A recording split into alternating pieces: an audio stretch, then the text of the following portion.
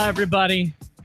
It's The Rob from 106.1 KISS FM here with my tag team partner in podcasting, the Olympic gold medalist and your American hero, Mr. Jerry Valeri. Good morning, Jer.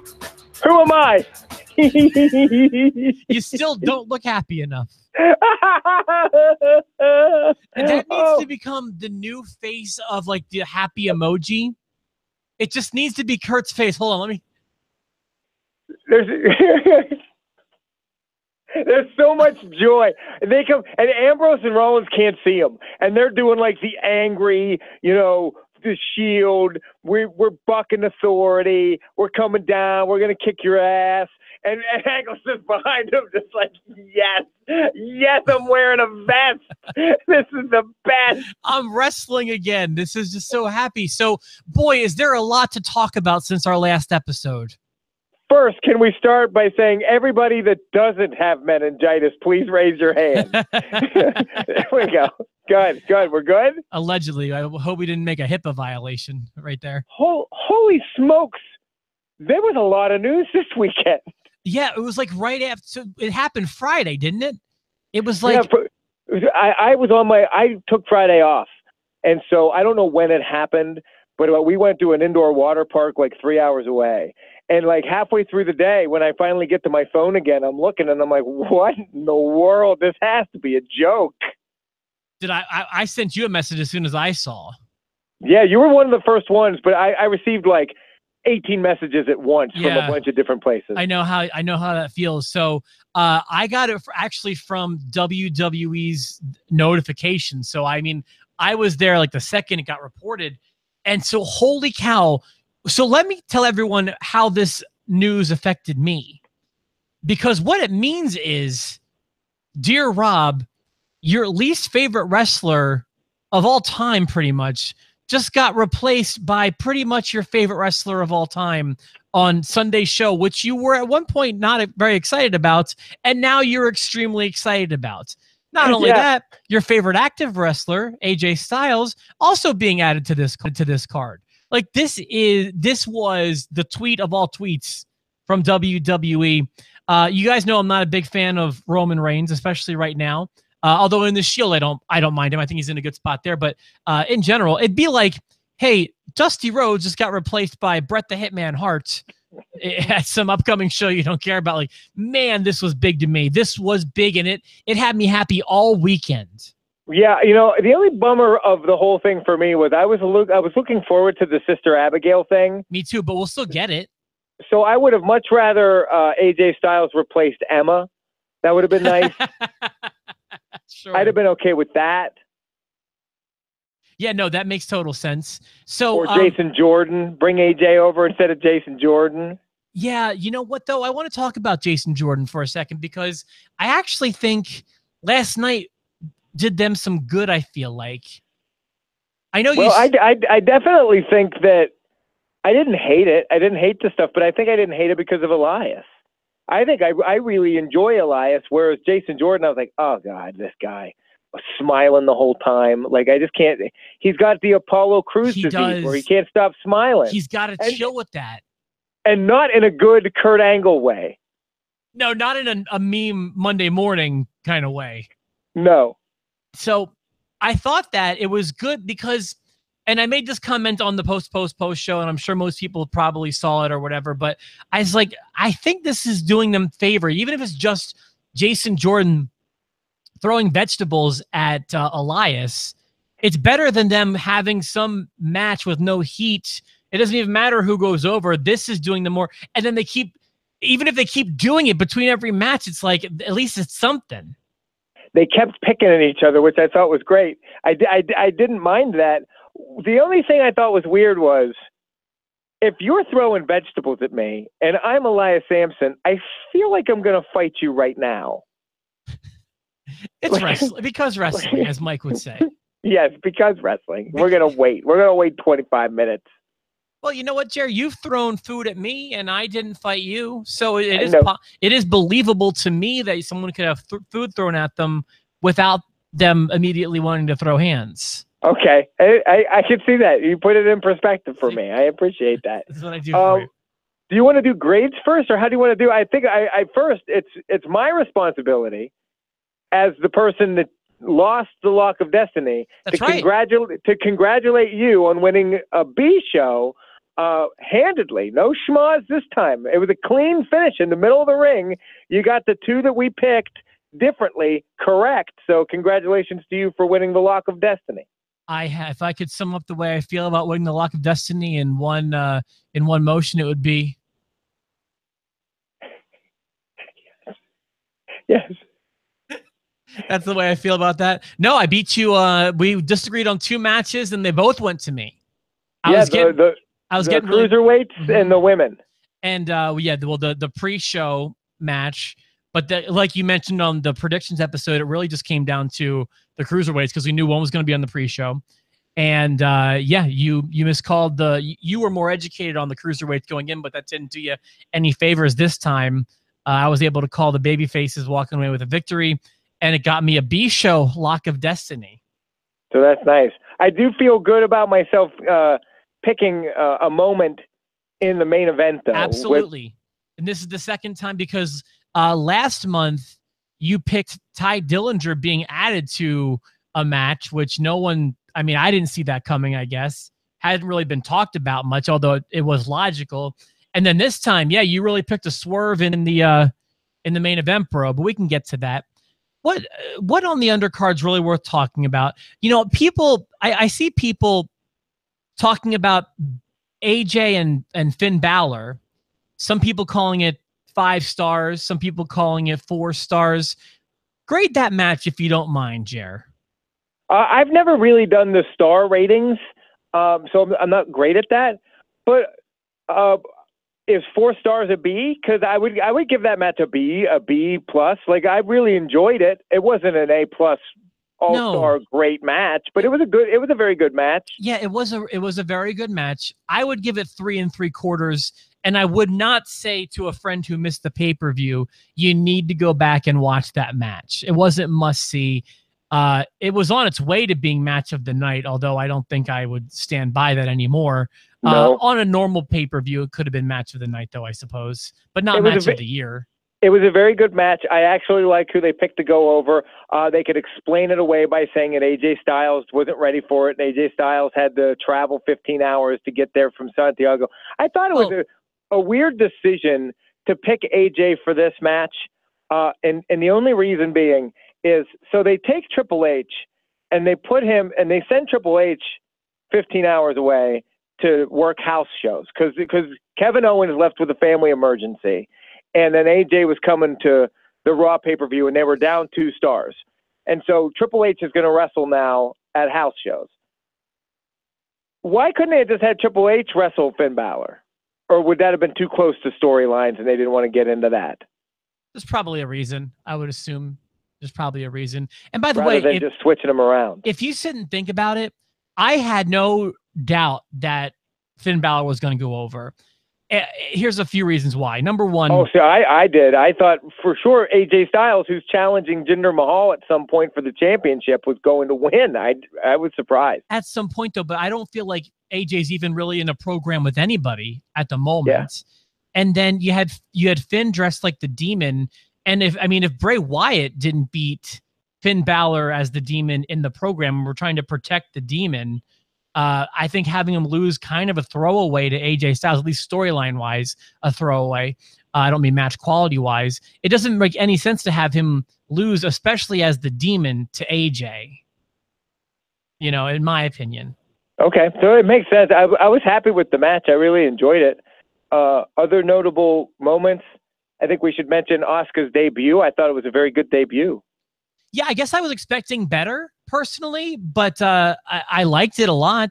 I thought Emma brought it. I was impressed with Emma in the ring as well. Boy, I guess I just thought she was okay. I liked that match. I thought it was a great way to kick it off.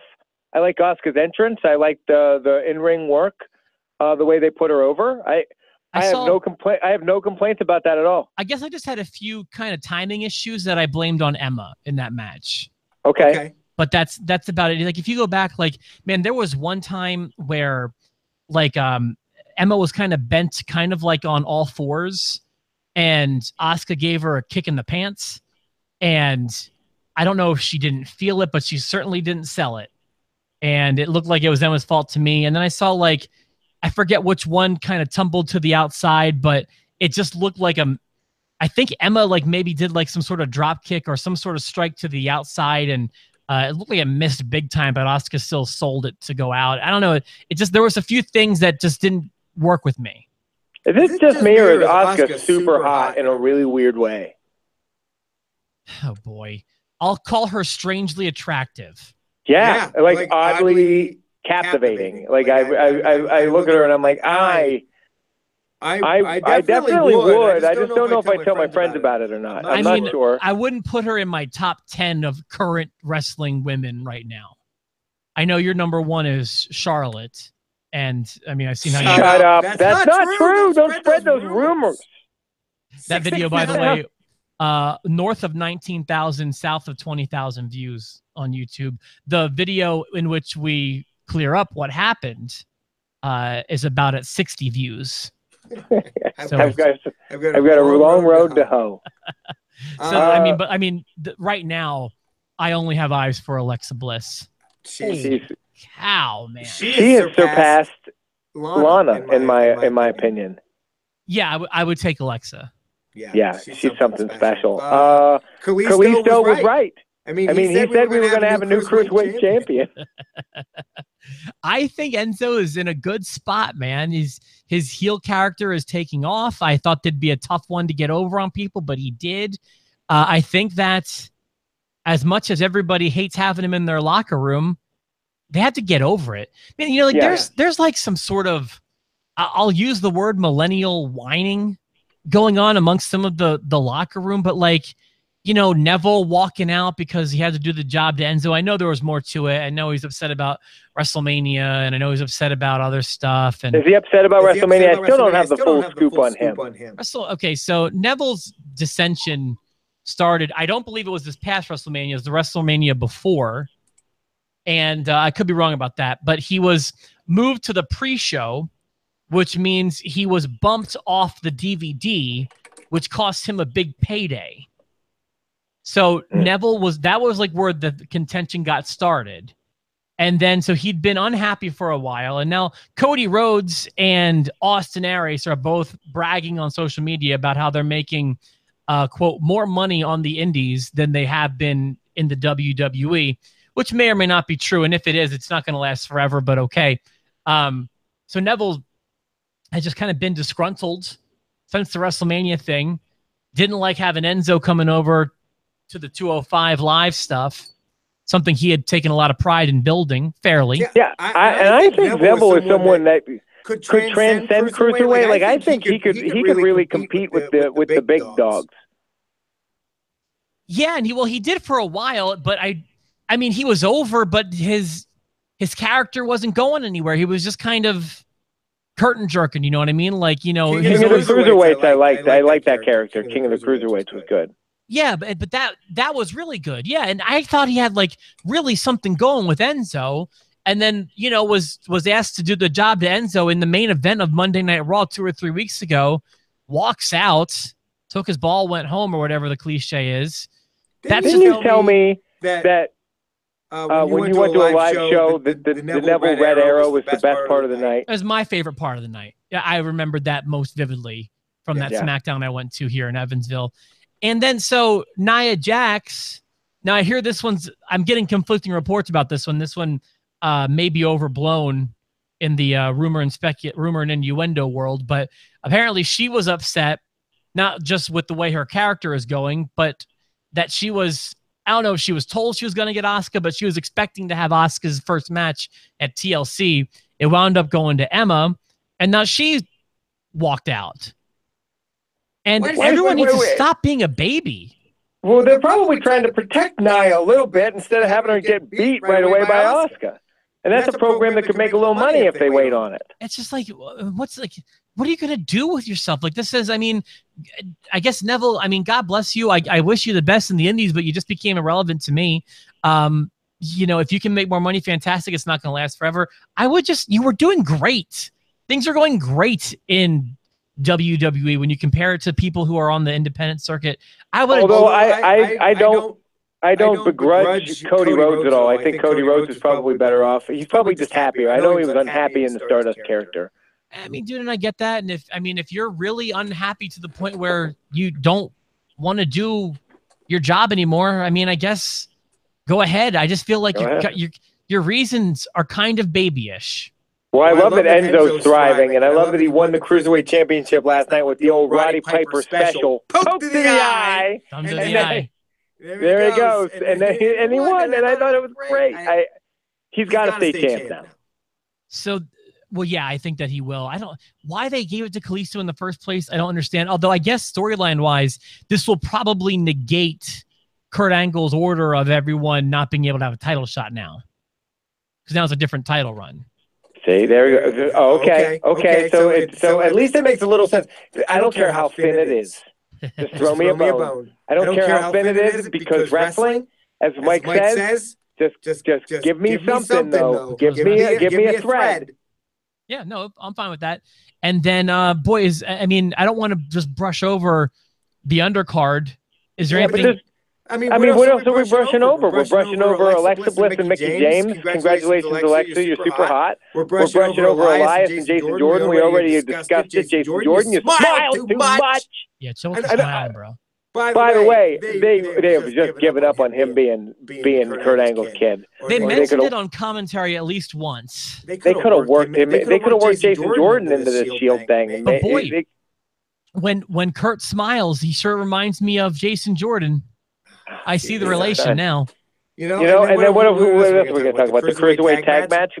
Poop in your pants. Poop in your pants. Okay. I'm ready to talk about the main event. I want to talk about the Happy Shield. All right, well, let's talk about it, because I thought the main event was fantastic. I agree. Look at us.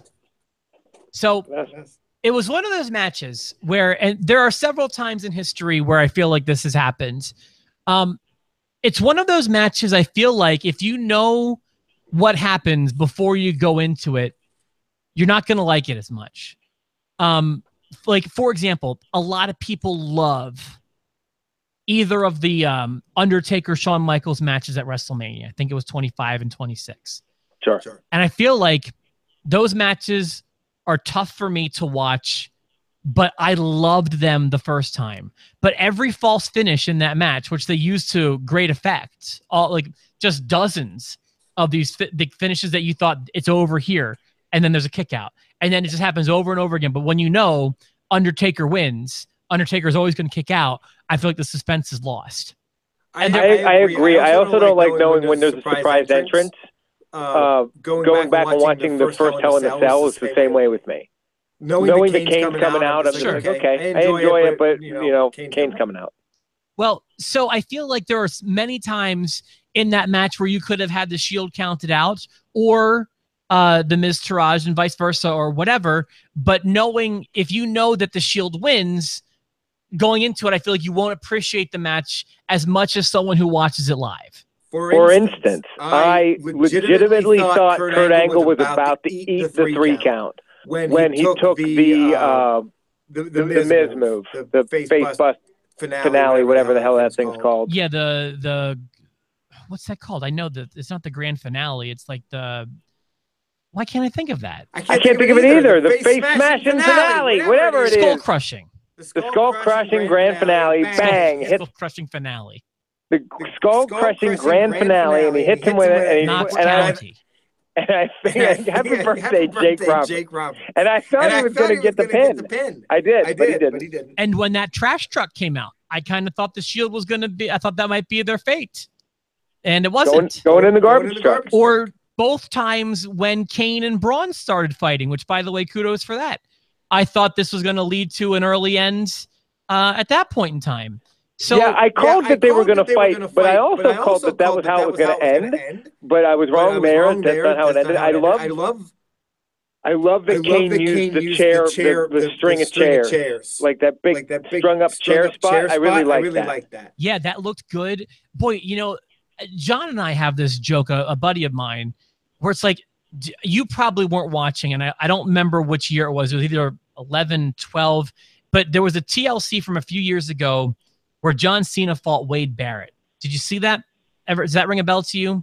It does not. So they had those same chairs lined up the same way, hanging from the set or whatever.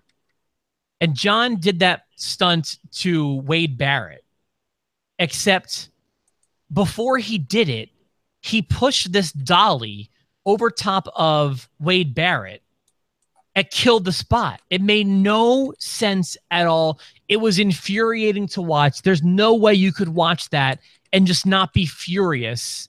It just screamed, this fight isn't real. I'm trying to protect him, because you have him in the position you want. If you're trying to kill him, you drop the chairs on him.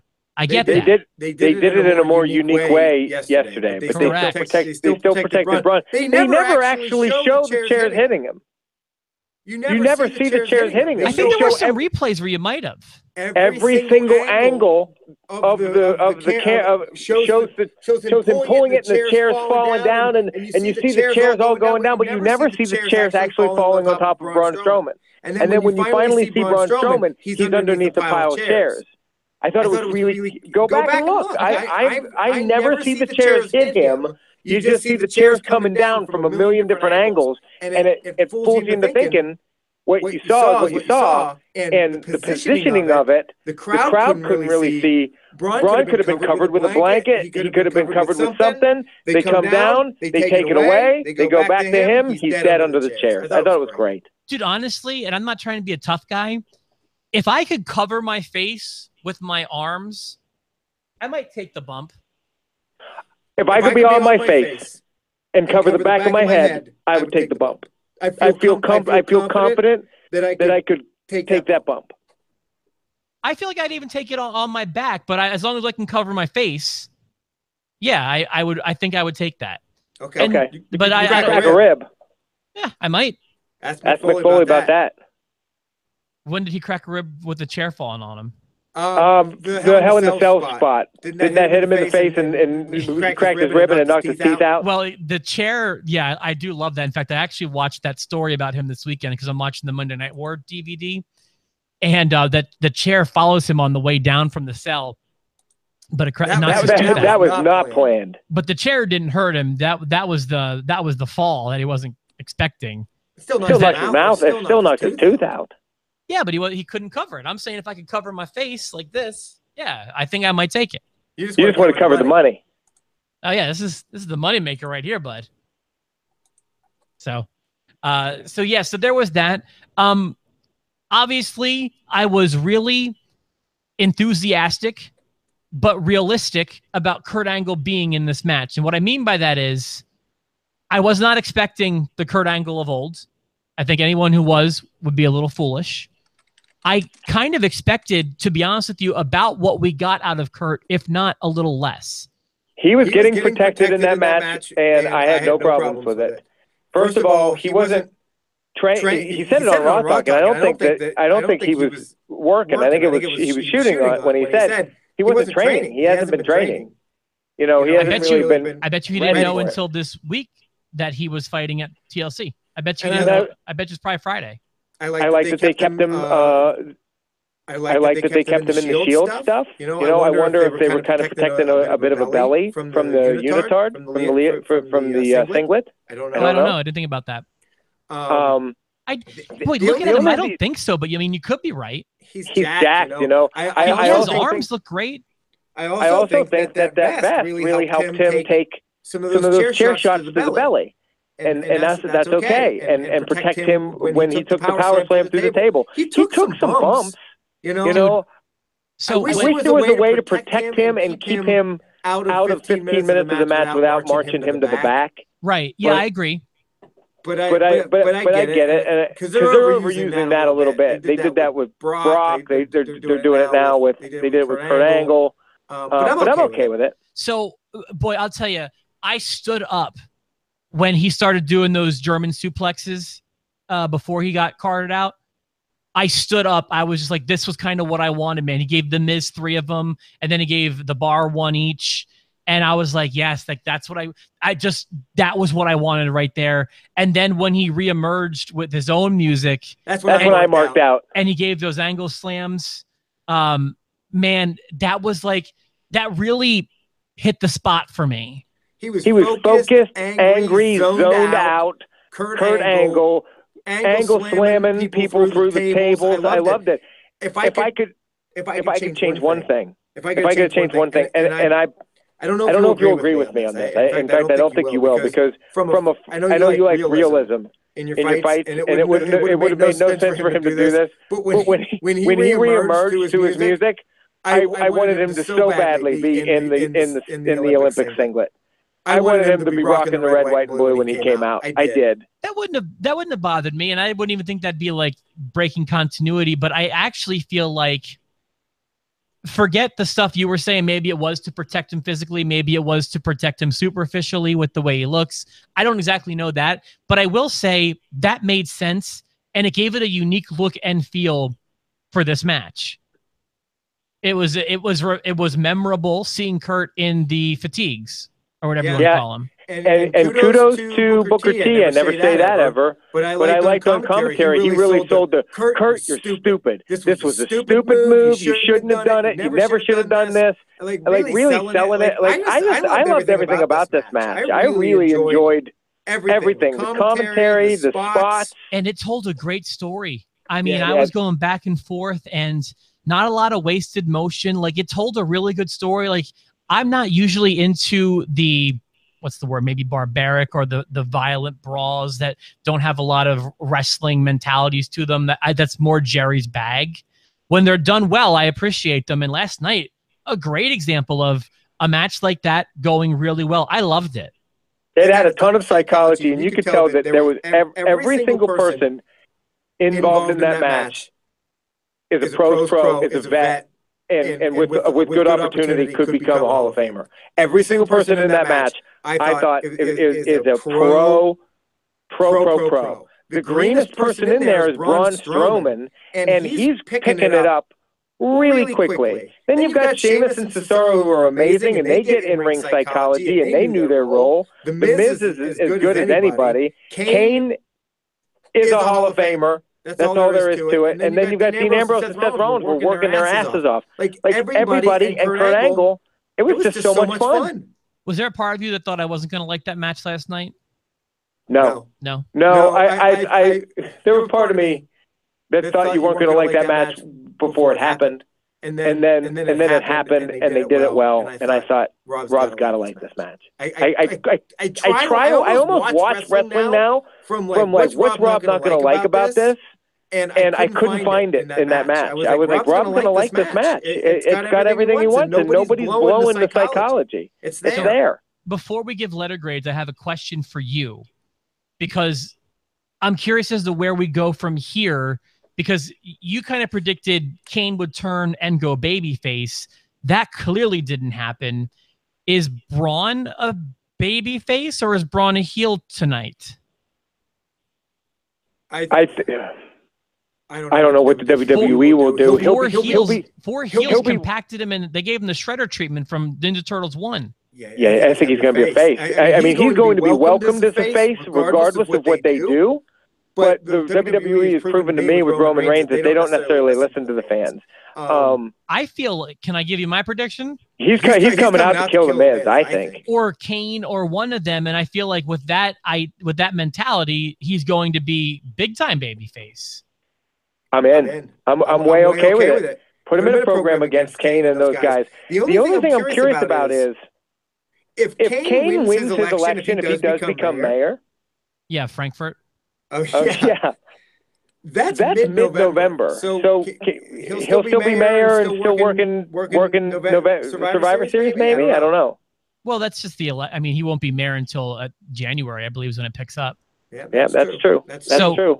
Another question for you. Didn't you say, do we have a SmackDown pay-per-view before Survivor Series? I don't believe. But let me look. Because they didn't talk about it. They only were talking about Survivor Series. Yeah, I think it goes right to... I think it goes right to Survivor Series, but I'll double check. That's 4 weeks away. That feels like a good length of time. Yeah, I'd be okay with it. Let's see. WWE pay-per-view schedule. Bum, bum, bum, bum, bum. Don't give me your pop-ups. It's not a big deal. You know, if you have it there. Cool. Rob wants to know. Rob's going to find out.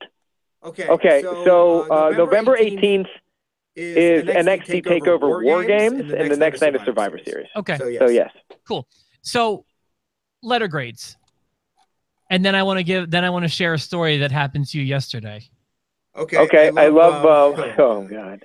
I like the Oscar debut. I love the Finn Balor AJ Styles match. I liked everything about the Enzo thing. The main event was absolutely amazing. I didn't hate Elias and Jason Jordan as much as everybody else in the world did. I thought Mickie James did a really great job against Alexa Bliss, and I thought that was a well-told story going into that match. And the Cruiserweight Tag match was what the Cruiserweight Tag match is. Okay, so there you go. I give it an A-. I give the show an A-. Okay. TLC gets an A- for me. I'm not going to punish the WWE for having to change stuff around at the last minute. Whoa, I feel like punish is the wrong word. I feel like, if anything, that amplified the show, made the show better for me. It did. It probably did. Yeah, because you're right. Sister Abigail could have easily dropped it a letter grade. If they did it wrong, Sister Abigail can bring that sucker screaming down to a D. Yeah, I'm not. It could be House of Horrors bad. It really could be. I'm not in the A's for this show. I always have I'm always leaning between two, and this time is no different. So all the recent B shows that we've reviewed, I've been consistently giving C+ or B- to. And with that in mind, I give last night's TLC a B- or a B. I'll compromise with you if you can agree, and we can be a unified post-to-post front. Give it a B+. I don't know that I can go with a B+. You're a sucker. It's an A-. No, it's okay, but I love it was the stuff that happened. I wasn't excited at all until Friday. The builds had pluses and minuses to it. You know, everyone getting. I guess all the good stuff was unwritten. All the bad stuff was written for the most part. Like you said, love the main event. Doesn't have a lot of replay value for me, but I loved it. AJ and Balor was good. I thought everything before AJ and Balor was, I guess, the best word I can use to describe the undercard is passable. Great. You didn't enjoy the Oscar thing as much as I did. That's okay. I didn't dislike it, but again, passable. Everything on the show felt passable to me up until the main event, which was fantastic. And yeah, I thought that. I'm not surprised you gave it an A-, but I'm giving it a B- or a B. And I'm curious as to where the post universe falls, because this is the most we've disagreed on one for a little while now. Although it's not a huge. If I give it a B and you give it an A-, that's not too far off. We're still looking at a pretty good show. Yeah. It's not like I forget which one I gave it a B+ and you gave it a D. I forget which one that was, but there was one we were just on opposite sides. I do remember that one. So then, real quick before we get out of here, for fans of the Valeri versus Valeri feud. Oh yeah, it heated up yesterday. Oh man, there was a great little bomb that happened yesterday. You want to tell everyone what happened? So we talk a good deal on the show about something to wrestle with. Bruce Pritchard. Sure, yeah. In fact, and it's our favorite podcast. I can say that, right? It's mine. Oh, for sure. Yeah, it's absolutely it's a must-listen podcast. And Bruce Pritchard they have these T-shirts to go along with the show. And the one I got was not a rib. Not a rib shirt. Is that a rib? Not a rib. Not a rib. Every time you buy a Bruce Pritchard shirt from Bruce Pritchard Tees, you get a phone call from Bruce Pritchard. And it can be up to 5. I've heard them talk about it. You can get 5-minute conversation, 10-minute conversation. I had stories and questions. I was excited. Jerry has been telling me every day since he bought this shirt how excited he is, or he's getting concerned he hasn't heard from Bruce yet. All this stuff. He was so excited to talk to Brother Love. I've been answering my phone with catchphrases. When I don't recognize the number, I pick it up. I'm like, doot. Constantly hoping that it's him, and it's always a telemarketer. I found out when we got home from all the water park stuff, my wife was like, "Oh, it's been rescheduled. Our family photos have been rescheduled, and they were supposed to be at the end of the month. They're going to be Sunday." And I was like, "I don't want to do it Sunday. There's wrestling. I don't want to do it Sunday. We're just going to do it Sunday. We'll do it at 5 o'clock. We got to do it at 5 o'clock. That we're going to meet the woman. I've already agreed." I was like, "I don't want to do family photos, but we do because my wife wants it, and what she wants, she gets." We go. It's 5 o'clock. She specifically says to me, as if you don't know this part yet, Rob. I get out of the car and I'm in everything. She's like, "Get your phone out of your pocket. You can see the line of your phone in your pocket, and I don't want it in the family photos."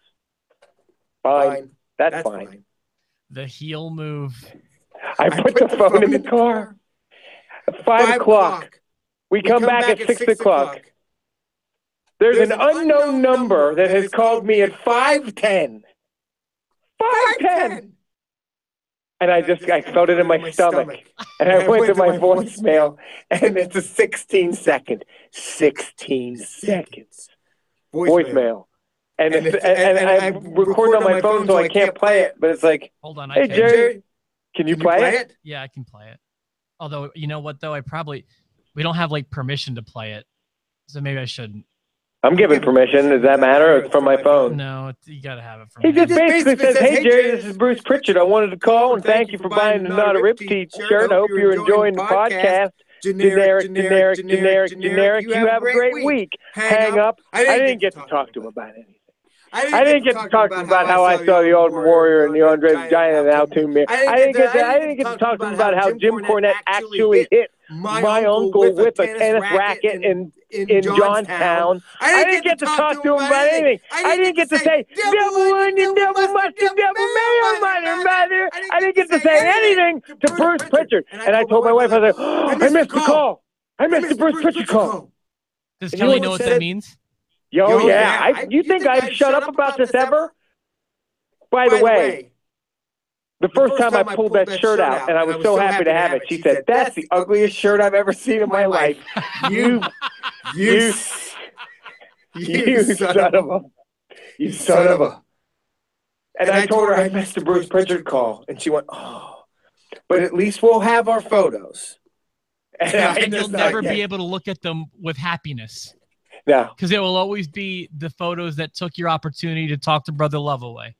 I understand some people are going to think that this is silly, but I'm ready to hang myself. Let me see. I talk to Conrad every day. Next time I get him on the phone, I'll tell him the story, and maybe he'll offer something. If not, I'm not going to like... But otherwise, you can get another shirt. That's what I'm going to do. That's what I'm going to do. I told Kelly. Buckle up, Buttercup, because I'm buying another shirt from the website. She's like, what kind of shirt? I was like, I'm going to pick whatever one is uglier than my Not a Rib shirt, and I'm going to wear it to your funeral someday. How about that? I have a quick theory about this. Then we have to wrap things up because I got to get out of the studio. If I call you unplanned, without warning you first, your pickup rate is like 15%. It's not good. It's not good. So I feel like if anyone's going to cold call you, that's the percentage I'm going to give that person of you getting an answer from you. 15%. I'm not good. I'm not good with. I'm his best friend. I know. I answer every time I see Rob calling. I pick it up, and it's a 15%er. Would you say it's a fair number? I feel like you're being generous. Yeah, it might be. Getting a hold of Jared is tough. Yeah. Well, Jared, thank you so much for your help. I'm sorry that this will inevitably lead to your breaking up of your family, this Bruce Pritchard situation. But just buy another shirt. You got a good recipe for chicken salad? Jared, thank you so much for your help. Rib 'em. I like the Rib 'em shirt. We'll have more Post to Post tomorrow and Wednesday here on Post to Post. Whatever. I'm drained. Have a good rest of your day. I'm looking forward to Raw. We'll all chat tomorrow here on Post to Post. You know.